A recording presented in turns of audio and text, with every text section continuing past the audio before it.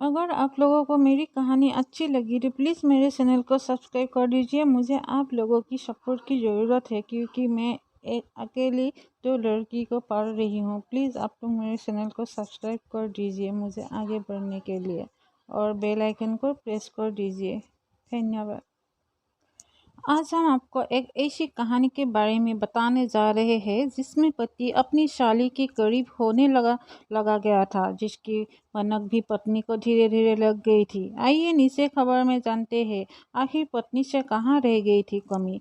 अगर मेरी यह कहानी आप लोगों को अच्छी लगी तो प्लीज़ आप लोग मेरे चैनल को सब्सक्राइब कर दीजिए, लाइक कर दीजिए और बाजू के बेल आइकन को प्रेस कर दीजिए।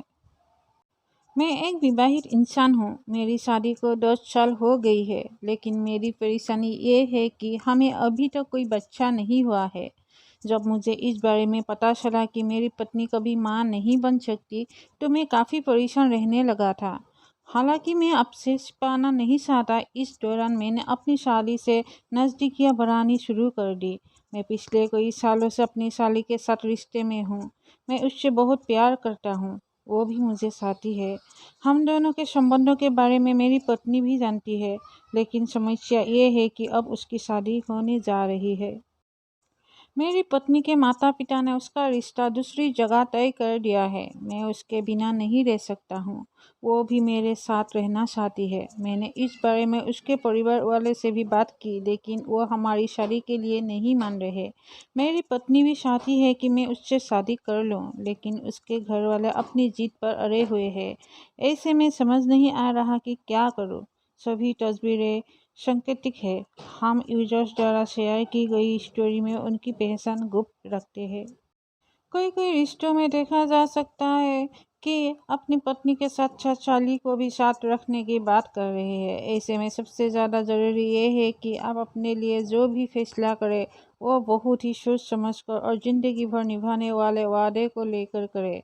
जैसा कि आपने बताया कि आपकी पत्नी को अपनी बहन के साथ आपके संबंध होने में कोई एतराज़ नहीं है, लेकिन उनके परिवार वाले इस रिश्ते के लिए नहीं मान रहे हैं। हालांकि ऐसे में मैं आपसे यही कहूँगी कि उनके पेरेंट्स अपनी जगह बिल्कुल सही है। ऐसा इसलिए क्योंकि कोई भी माता पिता ये नहीं चाहेंगे कि उनकी एक बेटी के कारण उनकी दूसरी बेटी का घर टूटे। ऐसा इसलिए क्योंकि अभी तक आप दोनों केवल एक रिश्ते में थे, लेकिन जब कल को आपकी शादी हो जाएगी तो साली के प्रति आपकी जिम्मेदारी भी बढ़ जाएगी। ऐसे में आप न केवल अपनी पत्नी पर ध्यान देना बंद कर देंगे, बल्कि उनके प्रति आपकी जिम्मेदारियां भी कम होने लगेंगी, जिसे कोई माता पिता बर्दाश्त नहीं कर सकता है। आपकी बातों को सुनकर मुझे इतना समझ आ रहा है कि आपकी पत्नी ने बहुत ही मजबूरी में आप दोनों को रिश्ते को स्वीकार किया है, जिसका सबसे बड़ा कारण ये है कि वो कभी मां नहीं बन सकती है। लेकिन सोचने वाली बात यह है कि अगर यही समस्या आपकी पत्नी की जगह आपके साथ होती तो क्या आप अपनी पत्नी के साथ किसी के रिश्ते को स्वीकार कर पाते? शायद नहीं।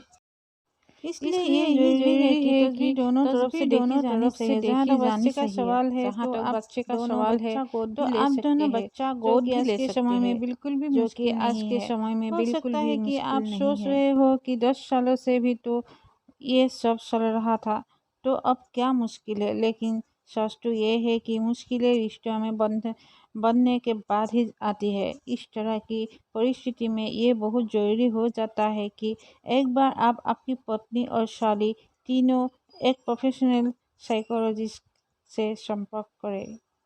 काउंसलिंग साली के किसी दूसरे के साथ ज़िंदगी में शामिल होने के लिए भी बहुत ज़रूरी है, ताकि उनकी पिछली ज़िंदगी का प्रभाव उनकी आने वाली मैरिड लाइफ पर ना पड़े। वही आप और आपकी पत्नी दोनों ईमानदारी से अपने रिश्ते को निभा सके।